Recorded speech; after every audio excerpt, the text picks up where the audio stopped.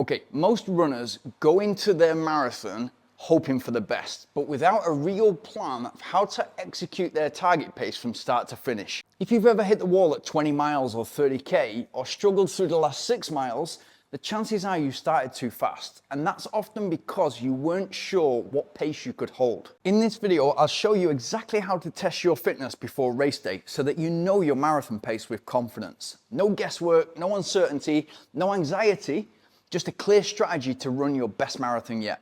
I'm Grantham, a coach and a professional ultra runner who went from running a marathon in 4 hours and 25 minutes to running a marathon in 2 hours and 21 minutes, representing my country at both the marathon and the ultra marathon. I took huge chunks of my marathon time along the way, and part of that was down to me knowing exactly on the start line what I could hold for the entire distance of a marathon. And so if you're aiming for big things, if you're aiming to take big chunks of your marathon time, this video is for you. But if you're looking for professional guidance of how to get way faster, then book a call in the link in the description. Follow these 5 points and I promise not only will you get faster in the marathon, you'll also be the person on the start line who is confident about executing. And that's a really powerful place to be. Section 1. We've got to understand the best way to pace a marathon in order to get the best possible result, in order to run as fast as we possibly can for the entire distance of 26 miles or 42k. And if you think of your body like a car, it's all to do with fuel efficiency. The fuel being your glycogen supply. And so the car and our body likes it best when we pace evenly from start to finish. That is going to be the most efficient way to get from start to finish. And if you want to test that, you can do. On your next long run, go out and instead of running just 25 kilometers at an even pace or 15 miles at an even pace, run a mile quick and a mile slow. Mile quick and mile slow. Takes way more energy and way more effort. You'll get hungry sooner. And it's exactly the same reason why in the Tour de France or big cycling races, team members will attack their main rider on an opposing team constantly. So they'll get rid of his energy so that once the main guy on their team does make that final attack, he's already spent. Now I hear you. What about negative splitting? If you think about it, if you're even splitting until halfway and then you get to 20 miles or 30k, you still feel like the handbrake is on, you still feel in control, guess what's going to happen in that final quarter? You're going to unleash and get that negative split. That's exactly what we're aiming for. But the way that you put yourself in that position and set yourself up for success is to run even splits up until that mark. The worst pacing strategy, we've all done this and I've done it, and it feels horrendous, but it will teach you a lesson, hopefully once. For me, maybe 3 or 4 times. It's to go out too fast. And whether you get to halfway and blow up, or whether you get 5 kilometers from the finish, 3 miles from the finish, hitting the wall is a nightmare. And those final 3 miles or those final miles that you've got are gonna feel like going to Mars and back. Section 2. If we understand why most runners struggle with pacing, we will just correct that and learn from their mistakes. Most runners struggle with pacing. They go out too fast and they hit the wall, not because they're unfit, but because they didn't have a true indication of what marathon pace they were capable of holding for the entire distance. This happens at all levels, whether it's your first marathon or your 50th marathon. If you're not certain of the pace that you can hold from start to finish, there's going to be uncertainty there. And that's going to lead to anxiety and not the greatest of build-ups the week before. And so there are multiple factors that are not setting you up for success. And the solution is so simple and will give you the answer that you're looking for so that you can remove the guesswork and gauge your true marathon fitness. Section 3.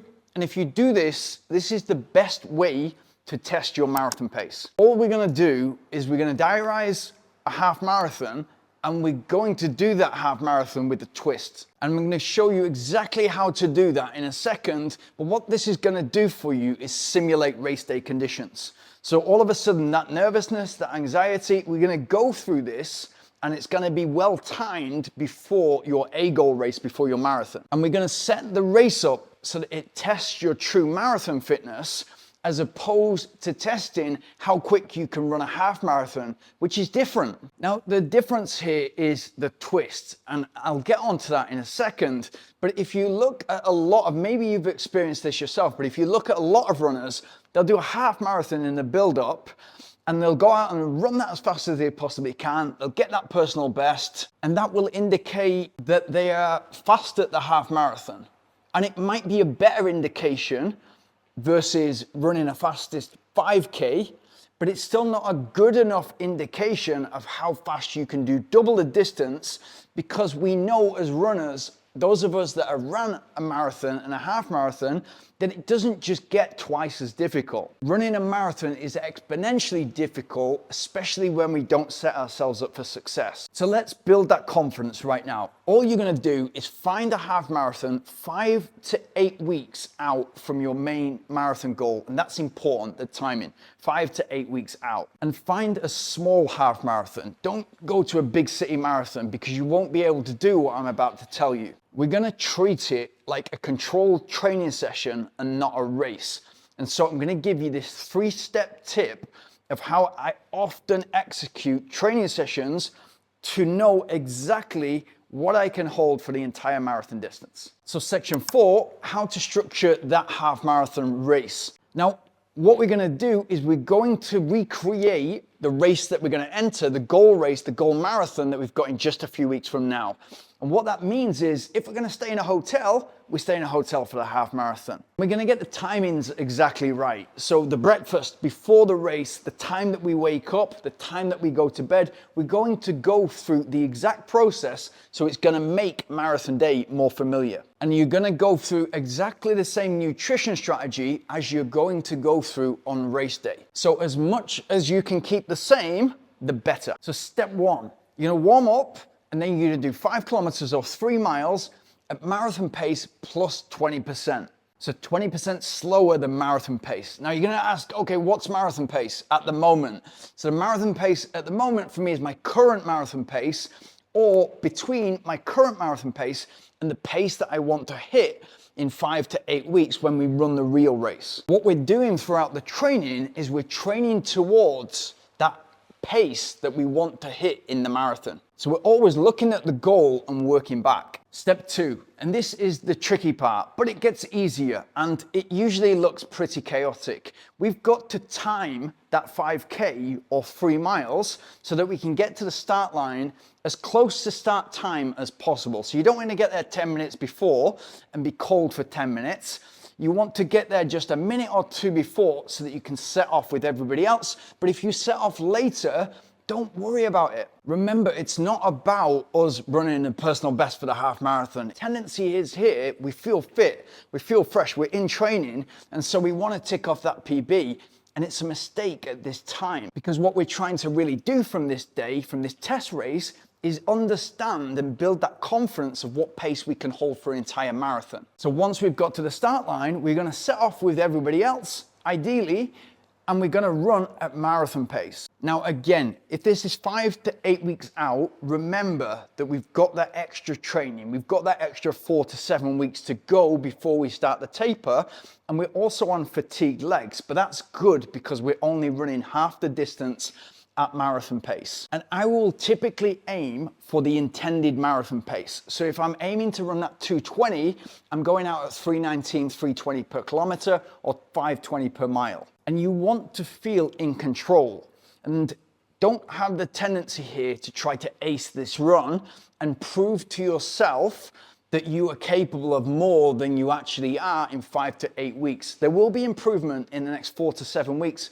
of training before you start the taper, but don't try to convince yourself that you're capable of more than you actually are. So we want that pace, that marathon pace, to feel under our control. We're gonna do 21 kilometers or 13 miles, so half the distance that we're gonna complete in 5 to 8 weeks. And guess what? Along the way, we've got the drink stations. You're gonna tuck into a pack, you're gonna share the effort and get away from the wind, and you're going to come up against exactly the same problems in the half marathon as you will do in the marathon. Maybe you miss a drink, maybe you drop a gel, life gets in the way, and that's brilliant because we get in that real race day experience. And then step 3, and this is where the psychology comes in, the mentality, is as soon as you finish the half marathon, then what I want you to do, and this is tricky, but it will really make your marathon. As soon as you finish the half marathon, go into another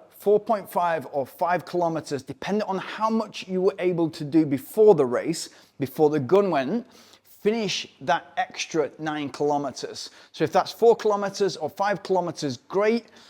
But the trick here is to dig in. And what you will find is this, and it's really interesting and fun to be in.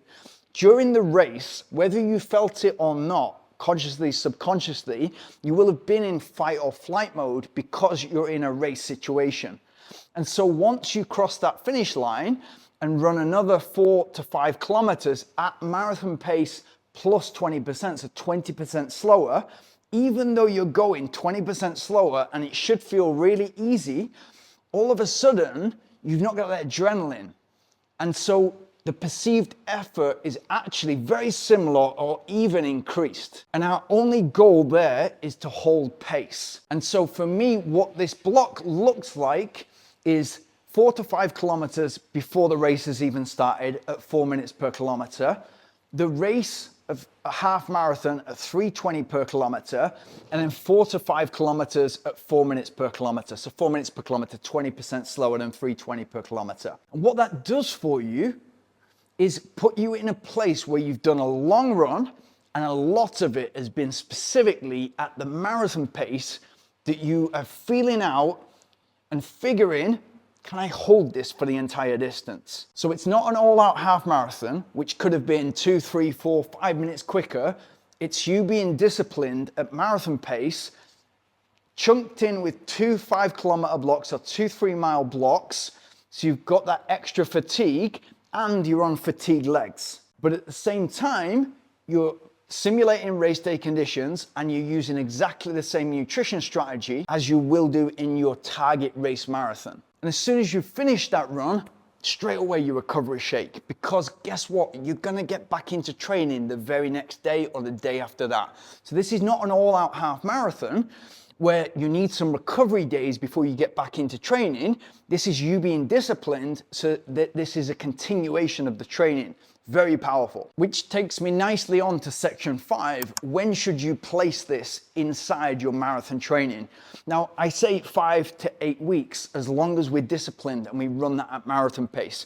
You try to do an all-out half marathon en route to your marathon, then you need to be at least at 8 weeks or above. Some people will try to go a little bit closer to the race and run all out, but that's doing 2 things. It's for most people, for most runners, if they put this half marathon too close to the marathon, what they tend to do is try to ace this half marathon, run it as fast as they possibly can, and it checks this box in their head to say, okay, I'm marathon fit. When in actual fact, they're half marathon fit. And although there's a correlation, they're not getting a true indication of what they're capable of on marathon day. But worse than that, what it's doing, and they will feel this in the final 5 to 10K, in the final 6 miles, is it's getting them to start line fatigued. So I would say anything less than 6 weeks before, you're asking for trouble. So what this might look like for me is 13 weeks block towards the marathon, and I'll do this after 5 to 8 weeks, so exactly 5 to 8 weeks before the marathon.